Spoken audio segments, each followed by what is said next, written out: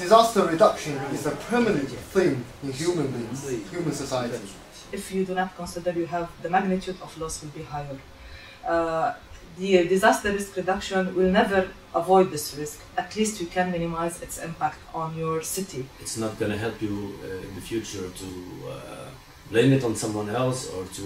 It's going to be too late. It's now. The action has to be taken. We keep saying that prevention is better than cure. You know, you don't have to wait until you are very, very sick to go to the hospital to see the doctor. You may end up in the grave.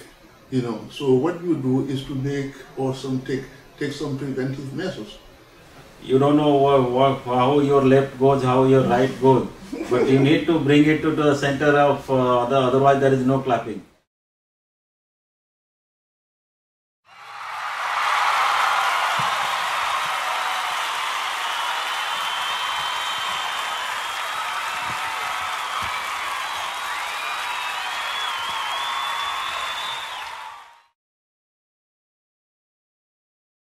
In case of catastrophe, there is a planning now of like an action plan, so there will be no conflict between the authorities, so each authority knows exactly what to do.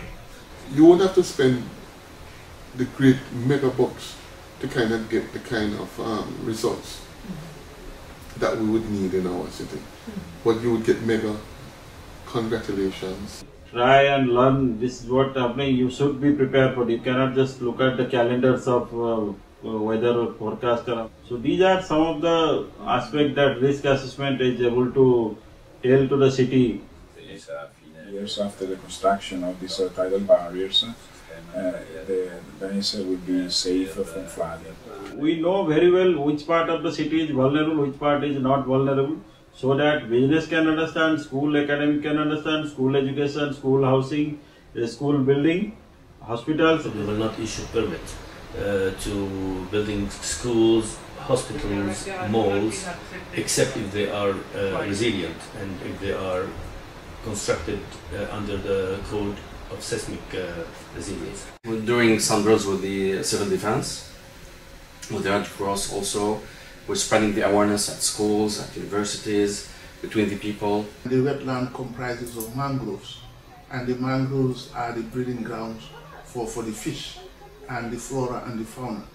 So we are very, very protective of that, and that is also acts as a defense against flooding. One of the concerns we still have in our community, and much work to do, is how do you notify people quickly when you maybe have 30 minutes, 60 minutes, to come. That is still a challenge, even for the best prepared communities in the world. We have more than 70% population lives in the slum, and we have constructed the temporary shelters. We are promoting various awareness programs in the slum pockets. They are the first victims, whenever there is a disaster strikes.